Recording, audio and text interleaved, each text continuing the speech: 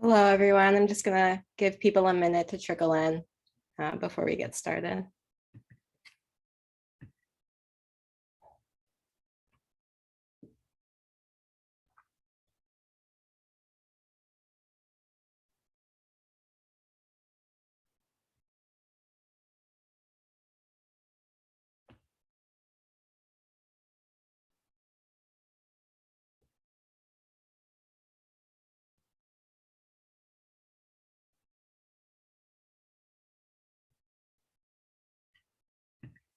Okay, so let's get started. Hello, everyone, and welcome to the Johns Hopkins Alternative Protein Project's second virtual panel, Alternative Fats, the Future of Flavor.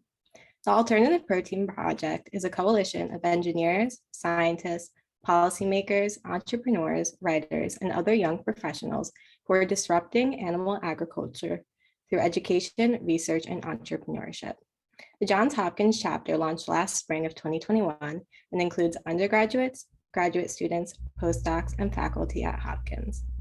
My name is Tyler Garino, and I'm from the Chemical and Biomolecular Engineering program here at Hopkins, and I am currently serving as the Alt Protein Project's VP of External Affairs.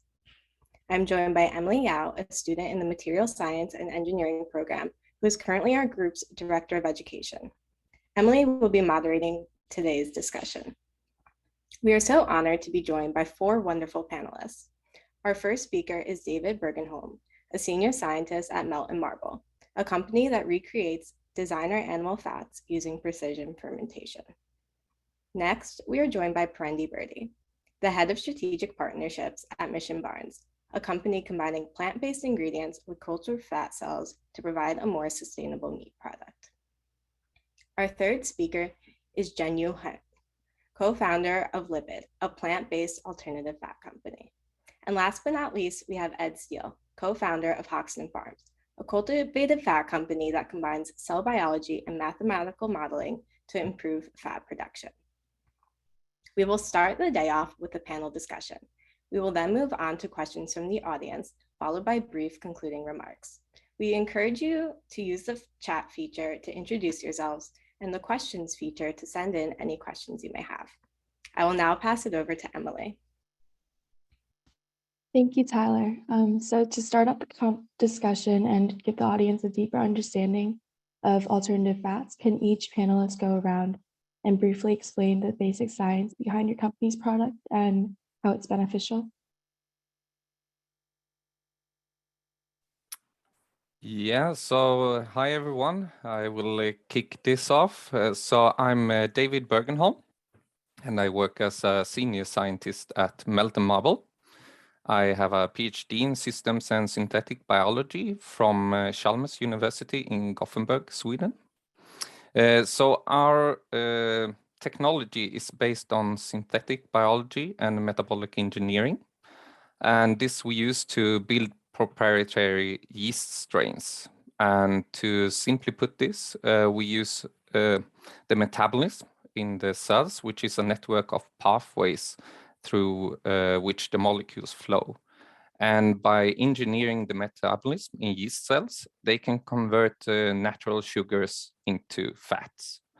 And we use specialized enzymes or even redirect the flow. And by doing so, we can dictate the structure and the properties of fats. And this includes the chain length and saturation. And by doing so, we can tailor the fat to mimic beef fat, both in terms of fatty acids and the composition.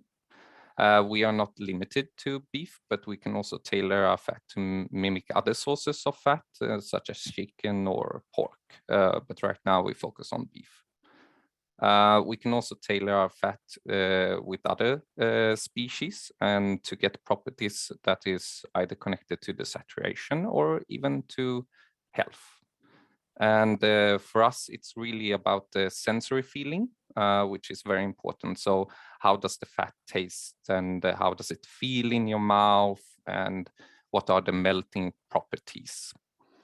And this is also, of course, connected to the protein source that we use. So there we have different collaborations where the protein source also have an influence on the fat, and thereby we need a wide variety of yeast strains so that we can find the perfect strain and fat properties that match with that protein. Yeah, our solution is really to erase the taste gap between animal-based and plant-based foods. Yeah. Thank you. I can go next.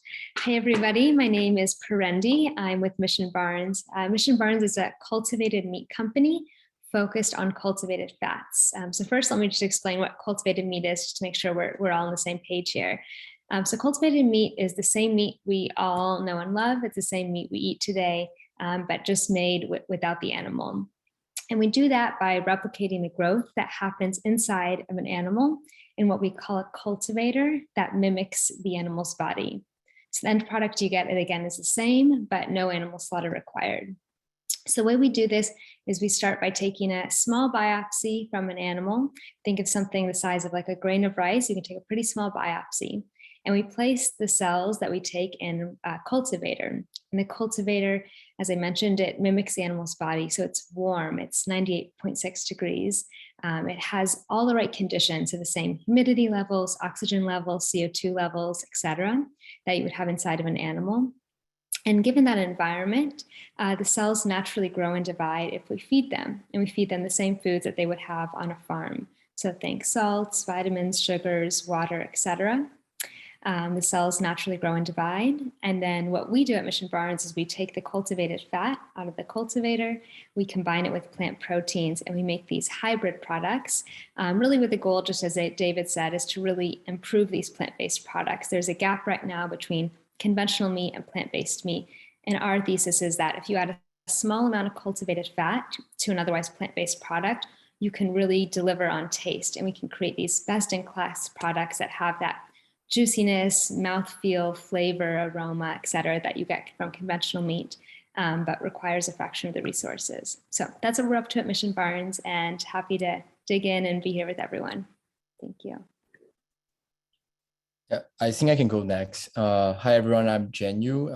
I'm also a chemical engineer. I did my PhD in chemical engineering at Cornell University.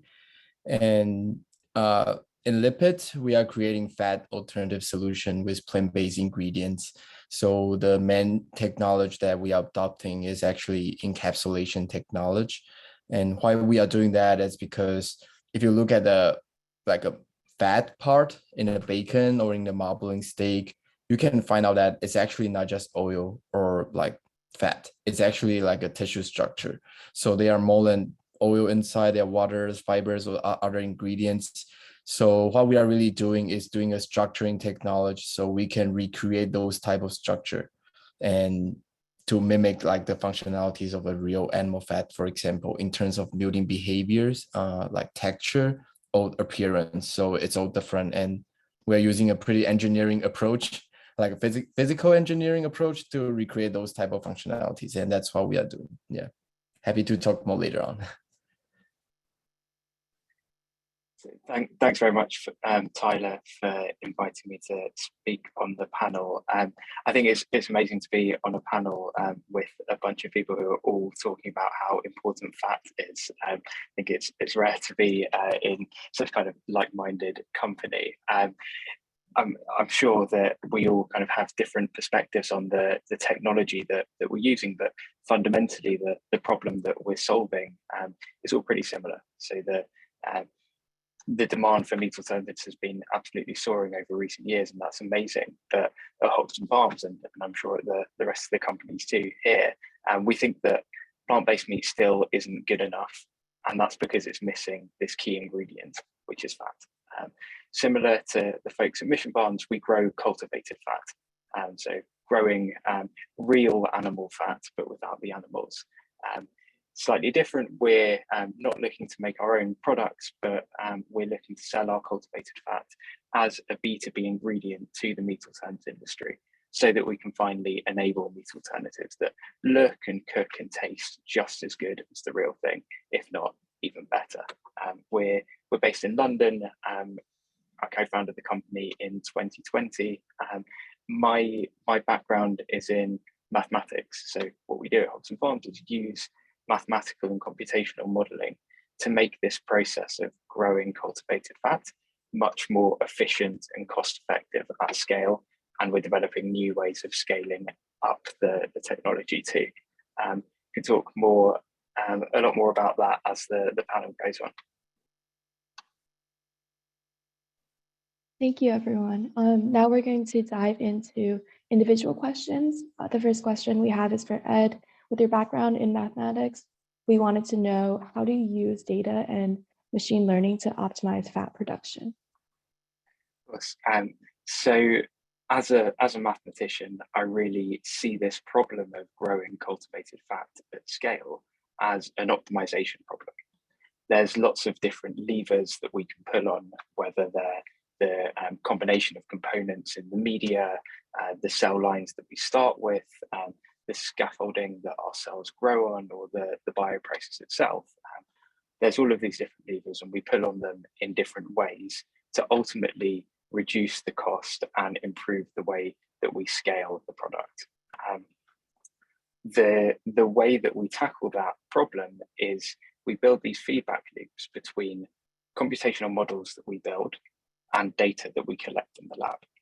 So we collect data in high throughput assays that we've developed, collect as much data as possible.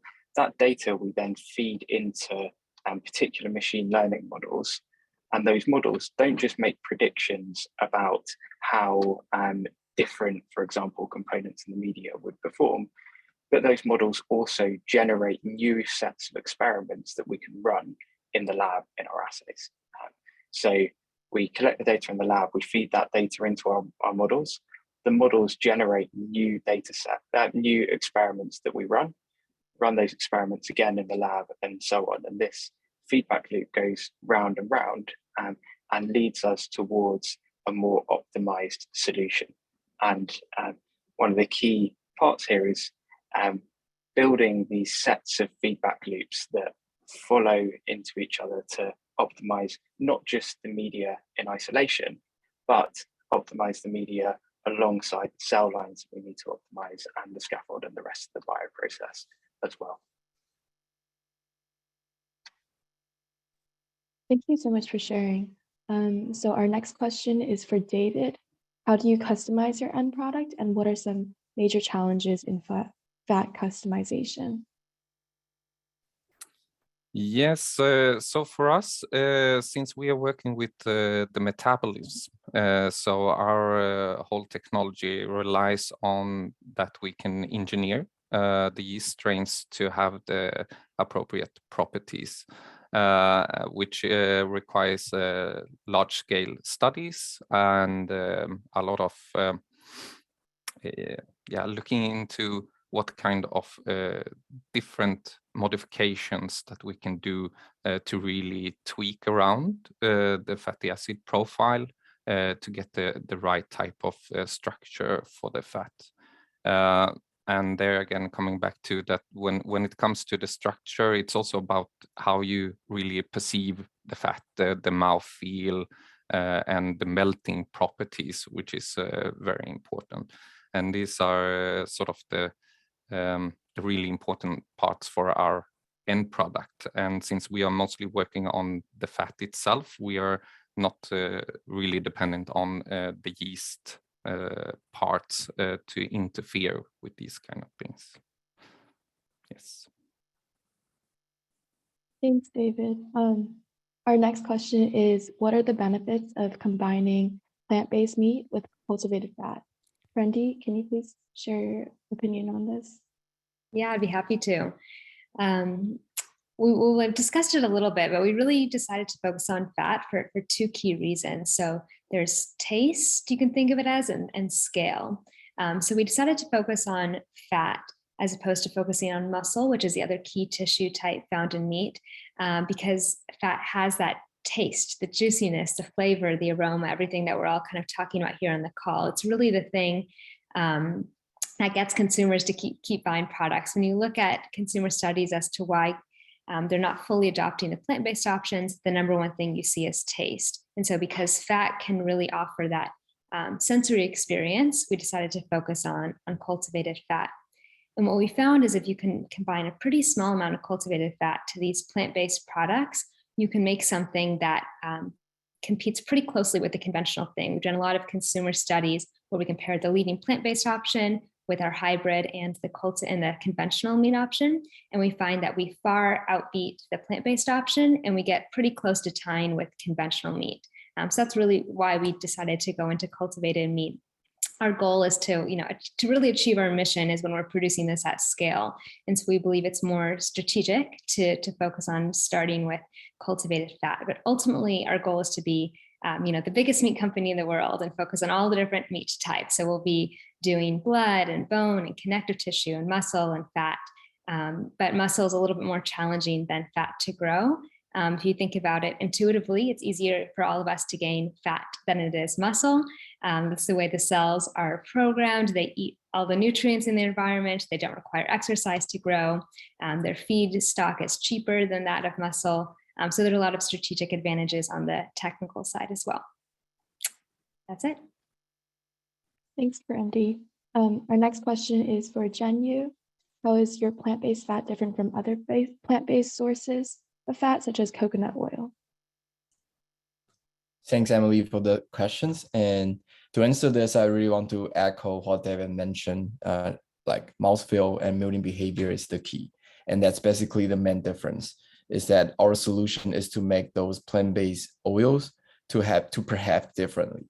For example, coconut oil milled out at 80 Fahrenheit, but with our solution, our fat can stay stable under 300 to 400 Fahrenheit. And that's very different in terms of mouthfeel. And also it will change the texture of it. Like coconut oil will become liquid when you cook the product, but by our solution, our fat can actually stay over there. So it not only provides a solid texture, but also provides some sponginess, which you can imagine is pretty critical to try to eat those type of meat products that make you feel very feel like eating a real meat.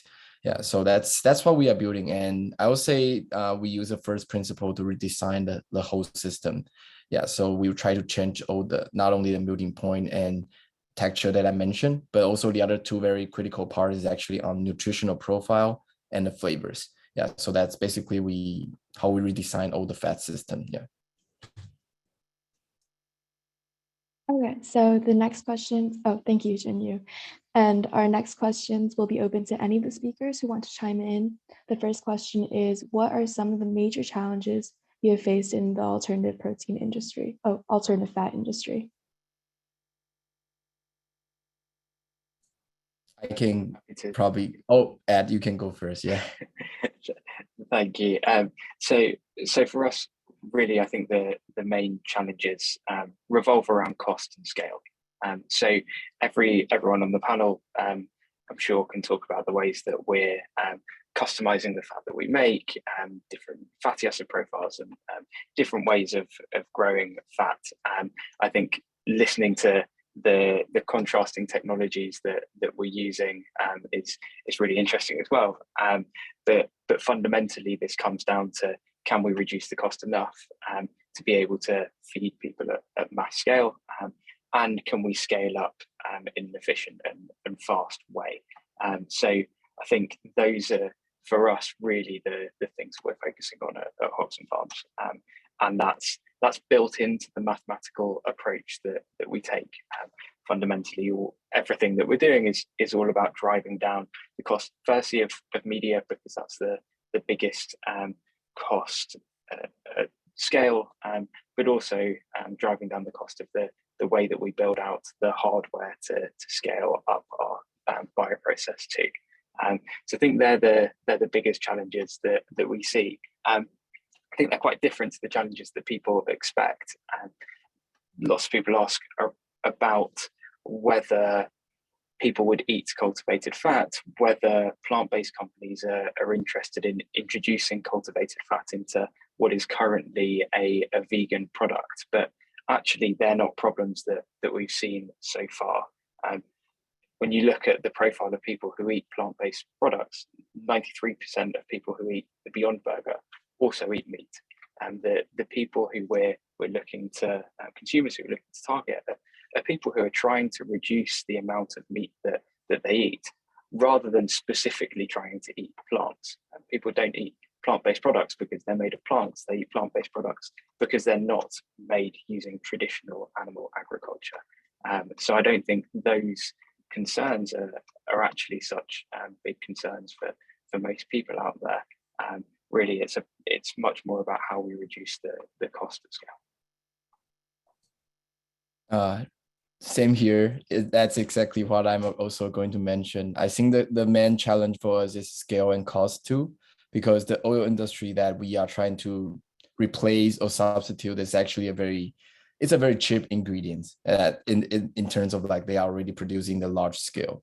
And what Parendi said about like the main challenge over here is in taste, but what we see, that's one. The other main challenge is actually in cost. Like that's one of the barrier that why consumer doesn't change their behavior to eat more alternative food today. It's because it's too expensive. And for those companies of those products, they are using coconut oils or palm oils today. And we are trying to replace it with better functionalities, but at the same time, we had to providing it with very similar cost or like price. I think that's very difficult because that's why we need to bring things up to larger scale, like into industry scale, and it's more possible that we can achieve that. But in this kind of like early stage for those different startups, a lot of that is actually by calculations. So we are still not sure whether we can really reach that low cost scale, and that's what we need to prove. And so I would say that's the main challenge.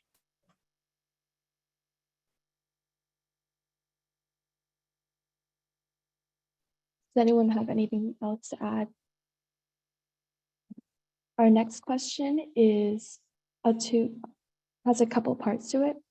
So are the fat profiles coming from different animal species very different from one another, say between beef and pork? And if so, do you think companies would use certain types of animal fat in their product, say pork fat in a plant-based beef burger, or combine different types of fat, say pork and beef?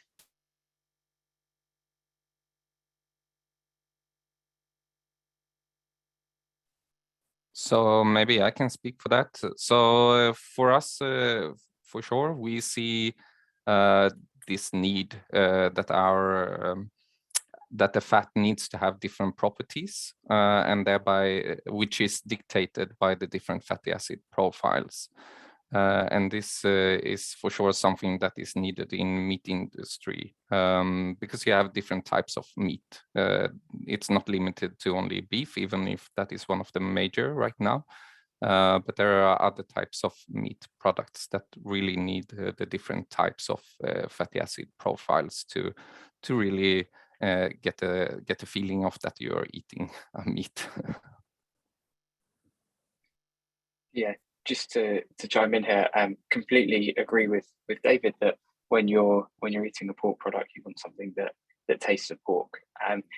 This can become a little bit philosophical though, particularly on the cultivated side, where we're using cells from animal species, and there's a big question of whether or not you need to be using, for example, pork cells to make or pig cells to make a pork product, and we can customize the fatty acid profile inside of the cells. We can change the lipid profile to make our say pork fat taste more like beef, for example, and there's a question of whether or not our customers really care, and some of them do, some of them don't.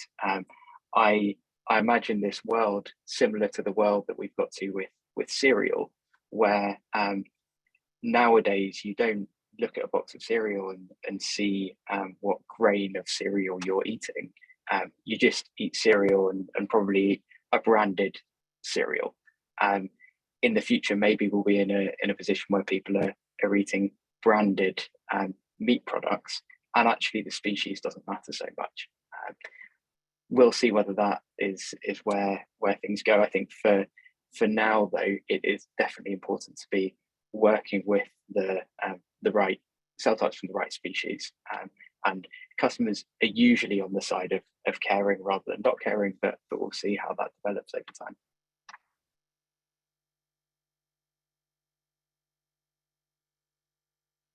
Those are really great points. Another interesting question is, fats is a critical ingredient in our food, but it's also used in many other products such as soap, cosmetics, wax, and biodiesel. How might innovation in fat production for food applications impact other industries?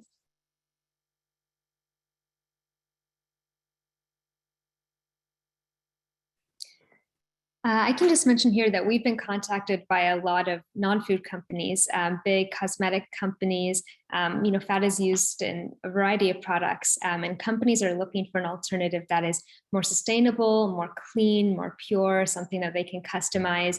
And so we're talking to a lot of those companies to see how we can work together. Our primary focus is on the food system. But I will say that I think that once we hit these scales and as the industry matures, I think we're going to be using cultivated fats, across the board beyond just food products.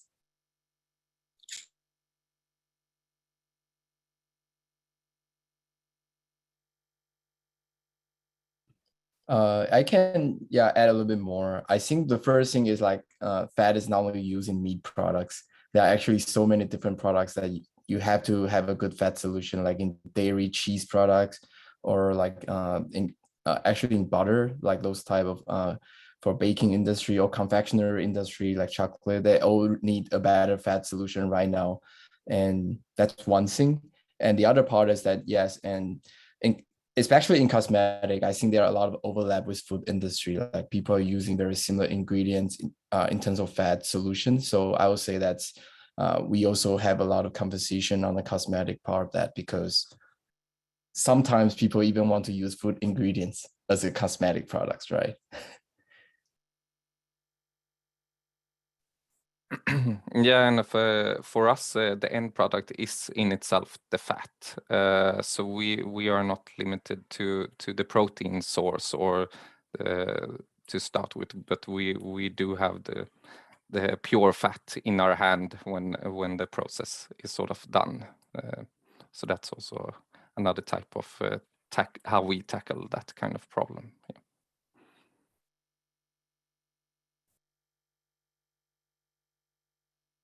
Okay, so our last question before we move on to audience questions is, what inspired you to work in this industry, and what is your favorite part? I can go first. Ever since I was a little girl, I knew I wanted to do something big that would like change the world. I would say that a lot, but I didn't know exactly what that would be, of course. And I explored a lot of different paths. But when I really took a deep and honest look at the intersectionality of a lot of the world's biggest problems, it became pretty clear that animal agriculture was really at the epicenter. And so once I realized that, I worked really hard to try to see how to change that. And it became clear to me that changing people's behavior wouldn't be as effective as being able to get them to purchase a product that they like. And so that's when I found cultivated meat about a decade ago. And when I learned about it, it was just everything clicked for me. I changed my whole life around. I got a degree in biochemistry, really with the goal of just building out this industry. There were no companies at the time, but I was just really drawn to it. And I knew that it would kind of change the world, which was my criteria. And so I started on the technical side. I was one of the first scientists at Just, or Hampton Creek at the time, helped build out that team. And then I've been at Mission Barnes for the last 3 years. And at Mission Barnes, I lead the strategic partnerships and business development workflows.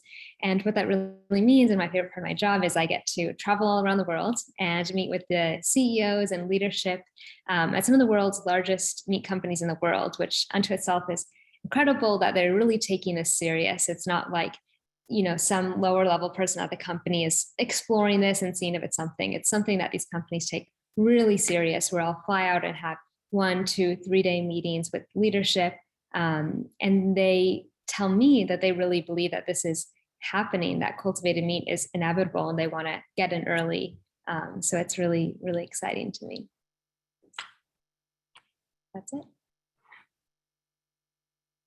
from my side, probably took a not particularly traditional route into the alt protein space. I was working in maths for a long time. I was in fintech before that, so it's definitely not kind of a traditional route. But my co-founder and I have been obsessed with both this industry and food and the intersection between food and climate sustainability for a long time. We're at nursery school together a long time ago, and have really been talking about food ever since then.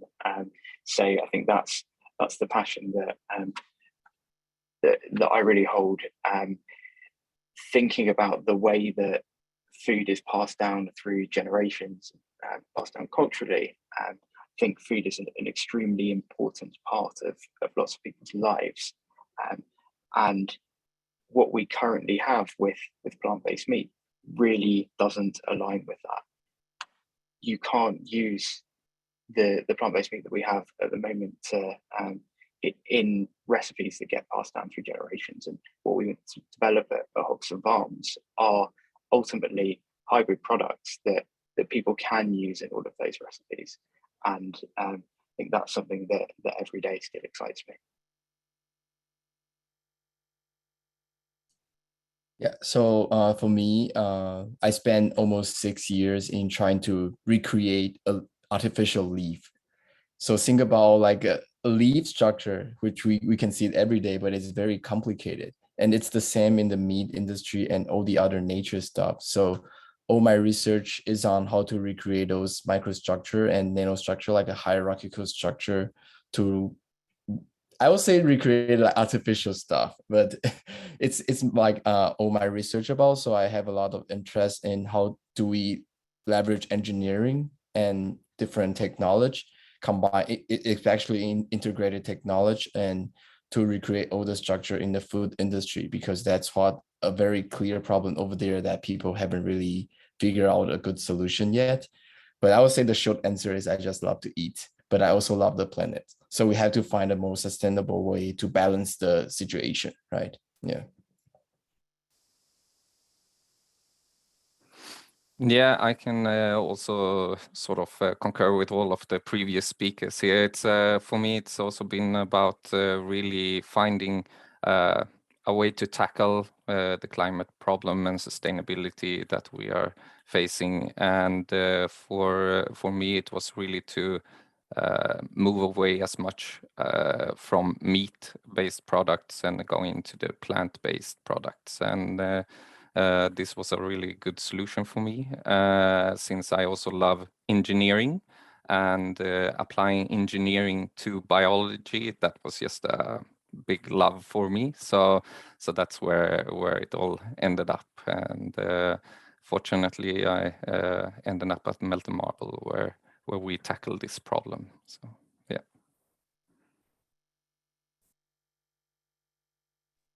Thank you, guys. So now we're going to move on to audience questions. Someone asked, won't cultivated fat or fat from yeast give the same health problems as animal-based fat? So I guess, how do you balance the nutrition content, but also like try to mimic the same? So there's a different things you can discuss here when it comes to health in terms of the fat. So there is the saturation, which of course to mimic fat, we need beef fat, we need to have a high saturation. But there is also questions about how much the saturation in itself actually influences the health, while cholesterol, on the other hand, does affect it quite a lot. And we do not have any cholesterol in our end product. So that there you have a difference.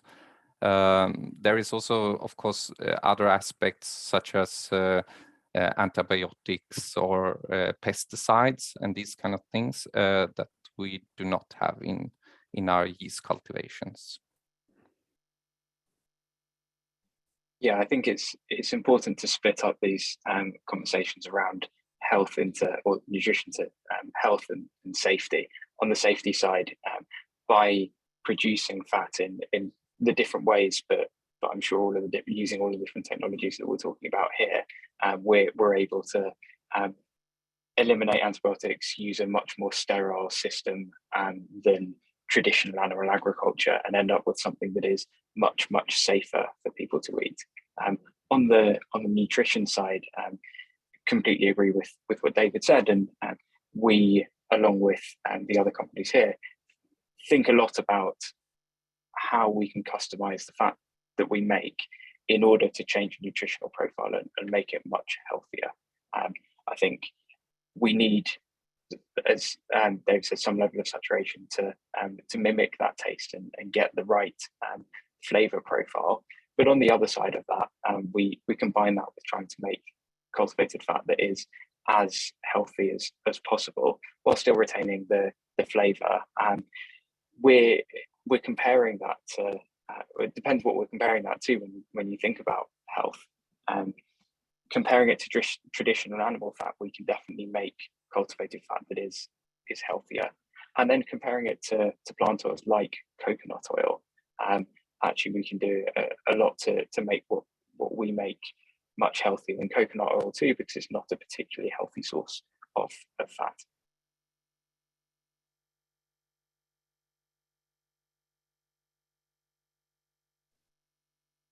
Also, someone asked, I'm trying to find it.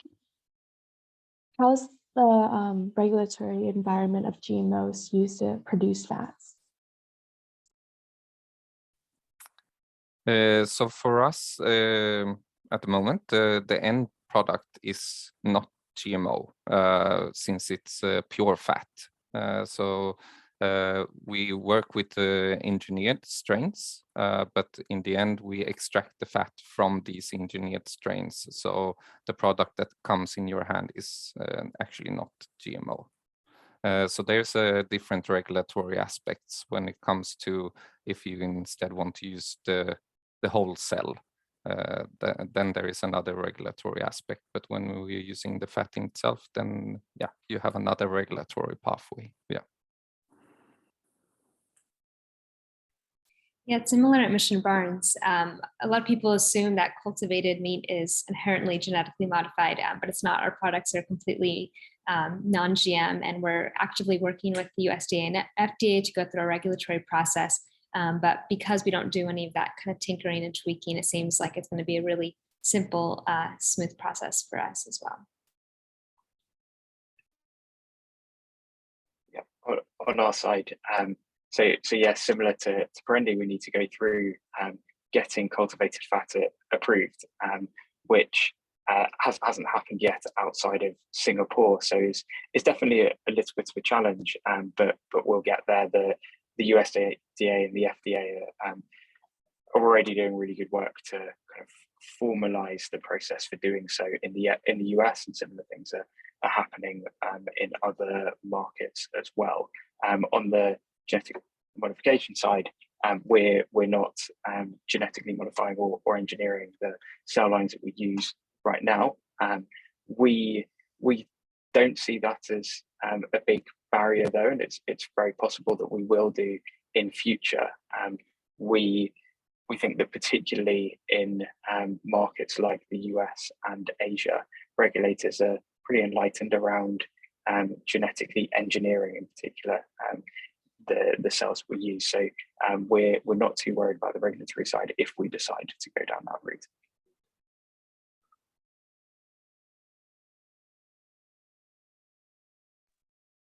Someone also asked, do you know what the potential market size of alternative fat is within alternative proteins?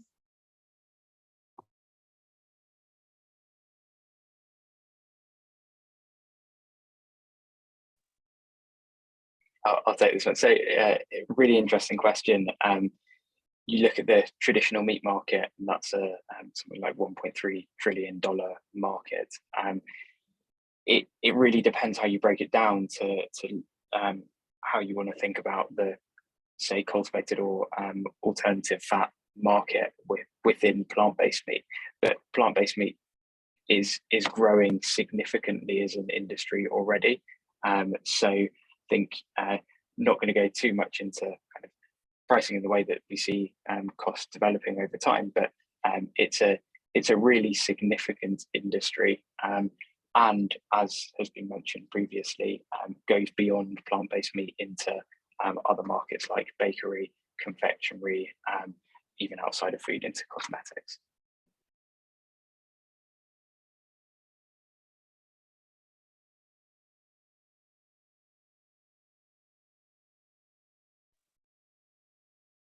Thanks, Ed.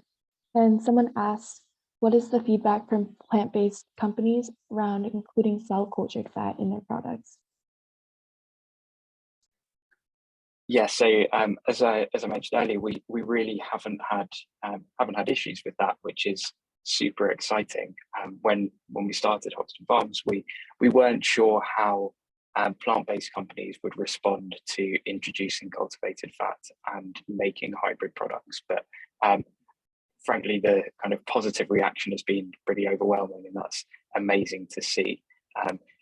People really understand the need for alternatives to the plant oils that we currently use, and companies we speak to are very happy for those alternatives to be cultivated.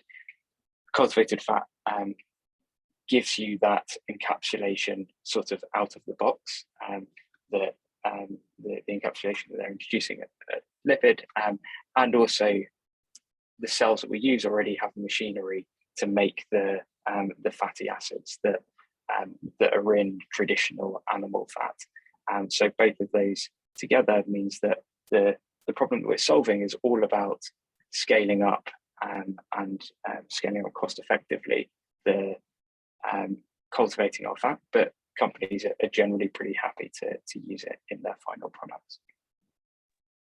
I can share a little bit more there. So I don't think I mentioned earlier, but we have this dual business model where we have our own products that we're going to go B2C with, which are like our Mission Bacon, Mission Chorizo. We have several different products that are our plant-based formula, as well as our cultivated fat. But we're also exploring, like Ed, this kind of B2B approach where we would partner with plant-based companies to combine our cultivated fats with their plant proteins. And we've also just heard so much excitement because these companies are really looking for a solution. I don't have the numbers off the top of my head, but when we talk to these plant-based meat companies, it seems like they're spending the vast majority of their revenue or the money that they're raising towards finding alternatives for fats, because they're really trying to solve this taste problem, and they understand that fat is just so critical for that. So they can have a solution that would save them a lot of time and money. They kind of say to us that we could help leapfrog the competition. So rather than spend 1 year getting 10% better, 20% better, 30% better, they could just jump up dramatically by adding cultivated fat. It's the kind of the sentiment we've heard from them often. And what's cool to see is that we talk to these plant-based companies, but we also spend a lot of time talking to these very large meat companies. Think like Tyson, Smithfield, Hormel, JBS, and they all have plant-based meat lines. And they're the ones who I would say are much more interested and much more serious about cultivated fat, combining that with their plant-based products. And what they say to us is they see that the short-term problem is solving their plant-based meat taste problem. But long-term, they believe cultivated meat is going to replace and displace their conventional meat business. So by getting in early, they get a chance to really learn and dig into what cultivated meat is. And then as the technology advances, they'll be really well positioned to go into the fully cultivated products. Yeah, and also as Ed mentioned here earlier about the inclusion of different genetically engineered organisms into the plant-based food. Already now, yeast is pretty big component also in the flavor of plant-based meats because it contains aromatics and other things that sort of makes it taste better. So for us, that is actually also quite an advantage to be able to include our yeast cells directly into the plant-based meat.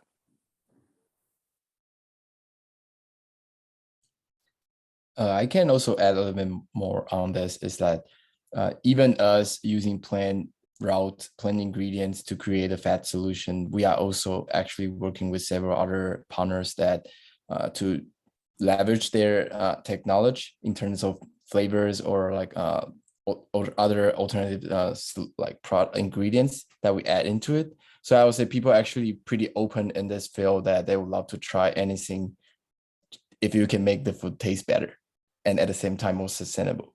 Yeah, so that's how we feel like, and when we interact with different partners in the field, they are all pretty open to all different technology and solutions. Yeah.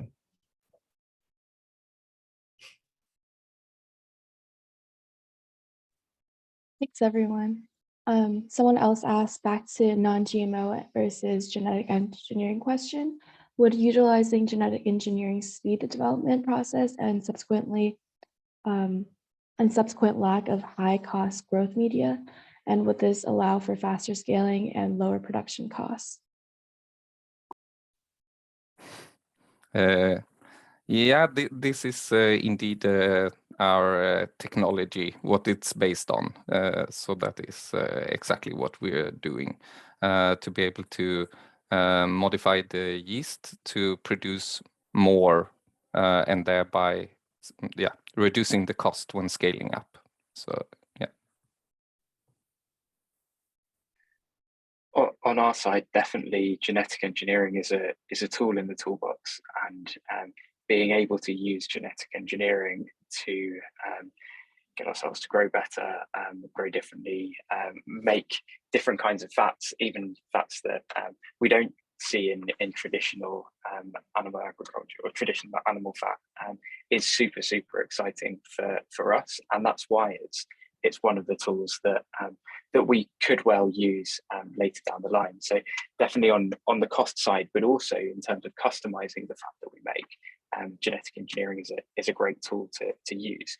The flip side of the coin is definitely the regulatory side and consumer perception, and we need to make sure that what we're doing is kind of aligned on both of those sides, as well as being something that we can use in the lab to make ourselves grow in better and more interesting ways.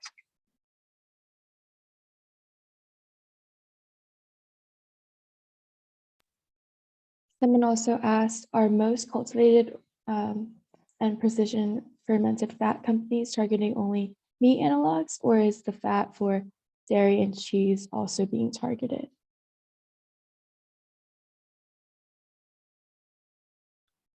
I think definitely the latter. I'm sure a few answers that we've all given so far have referenced some of the other really exciting industries that either cultivated fat or precision fermented fats or plant-based encapsulated fats can be used in. So confectionery and bakery and alt dairy are definitely some of the really exciting ones out there. For us, we focus on plant-based meat initially and meat alternatives initially because that's where we see this really burning need for alternatives to the plant oils that companies use at the moment, and that need comes from the low melting temperature and lack of flavor, or actually just bad flavor that you get from traditional plant oils. So yeah, we think there's this kind of burning need right now in the meat alternative space, but definitely there are some really exciting other markets that we're going to be pursuing as well, and it sounds like the other panelists are going to be pursuing too.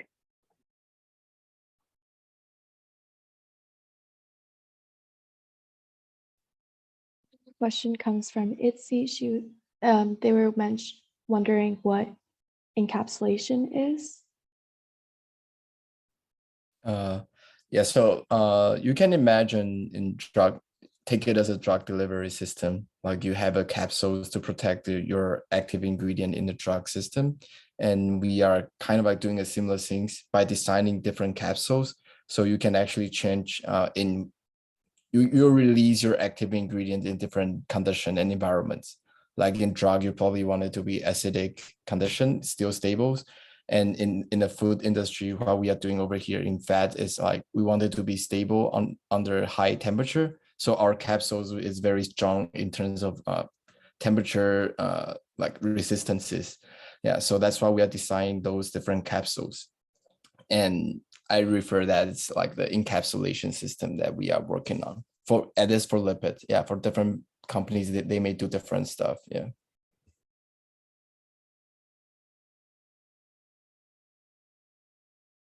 Someone else asked, can anyone speak to the challenge of retaining the native lipid droplet structure during extraction?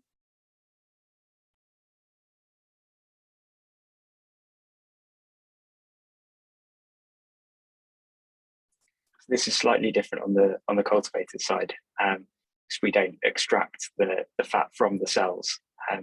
Instead, we grow cells, and our product at the end of the bioprocess is a cellular product. So we harvest the cells along with the fat inside of them, and that gives us this encapsulation where the lipid droplets are already inside of the cells, and they stay there, and that gives higher melting temperature, but also the right flavor and mouthfeel.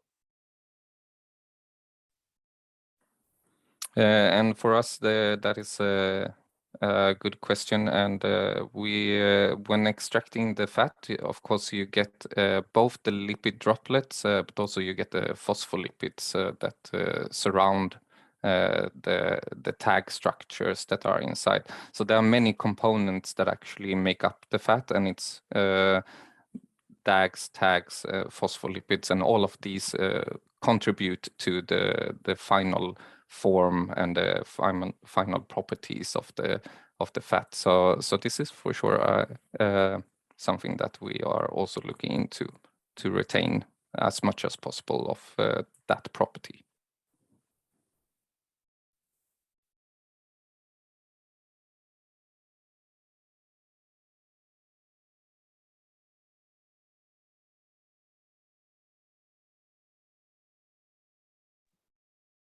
Someone asked a question for you, David.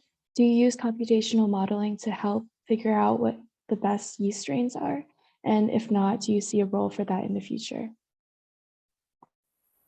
So when we do high throughput studies, then we use some modeling approaches to find the right combinations. And the more data we have, the more modeling capabilities do we need. So this is something that we indeed use. And we do see a larger need for this in the future as well, to really find the right properties to go into different products.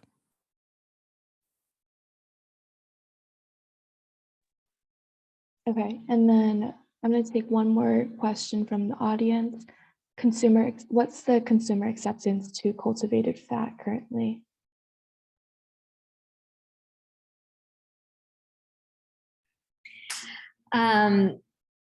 Yeah, well, there's no products on the market except for a cultivated product in Singapore, but all of the initial studies that have been done have been incredibly positive.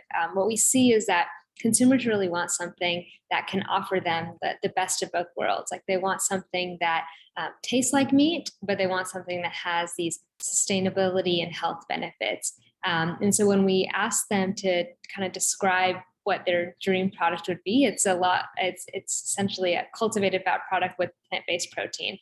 We hear that over and over again. So it looks like it's going to be really positive. I think in the next year or so, we're going to see a lot more products in the market. So we'll kind of see how it is in the wild, but everything is pointing to it being extremely well received. Yeah, I completely agree with that. Consumers are looking for something that tastes right, has the right mouthfeel, but then doesn't harm the environment, is better nutritionally, and doesn't harm animals. And all of those really do tick the box for cultivated fat. So we're super excited to do more work on consumer acceptance, but we think that consumers themselves are really excited about introducing cultivated fat into their diet through hybrid products.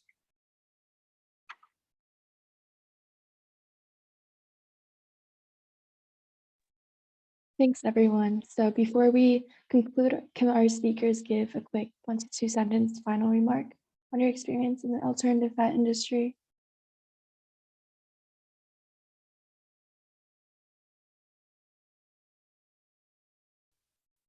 So far it's been a great experience, I would say. There is a lot of discussions ongoing. It's really, the market is starting to really get going. There are discussions with different customers and collaborators, and there is stuff happening everywhere.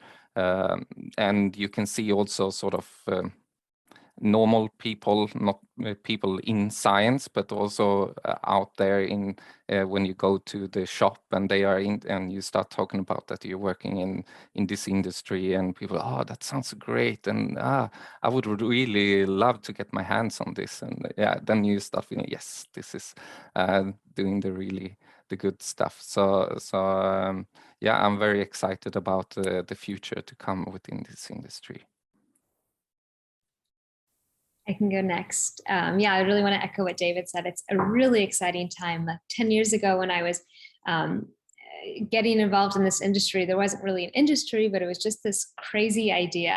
And it's so exciting to see how much progress has been made, where it really feels inevitable, where I can like sit across from, you know, the CEOs of these meat companies and have them tell me that they think it's inevitable. And I keep using the word inevitable because I think it really, well, I'll say this, when I talk about this with, you know, random people, friends and family, people's reaction, they tend to say like, oh my God, that makes sense. It's inevitable, as opposed to some other kind of technology. They might say like, oh, that's really cool, or, oh, I'll use it. But people kind of understand intuitively that this is gonna happen and it's gonna be the next big thing. So that's really what is most exciting for me. I really can see it being the reality. Yeah, I think for me, it's pretty simple. There are still a lot of unknowns in this field, and which get me really excited about as a scientist and engineers. So if you are interested in exploring those different things, although it sounds like we already mentioned a lot of different technology and a lot of different solution, but it's still a lot of, we need to really prove it works, and or even find out a better way to do it. So I think in this field it's just started, even though there are a lot of companies already coming out, but I will say it's still a long way to go to really provide a good enough solution that we can bring alternative food good as same as like the real meat. Yeah. Yeah, I think from my side at Hoxton Farms, we're absolutely obsessed with fat and think it's amazing. But actually, this panel for me is a really big highlight. Being able to spend time with a bunch of other people also obsessed with fat, and have over 100 participants come to this, I think just shows how the industry has developed, and how people are now thinking about fat as so much more, and kind of the subtitle here, the future of flavor, I think sums it up. So yeah, I think it's been an amazing experience so far, but this is definitely one of the highlights.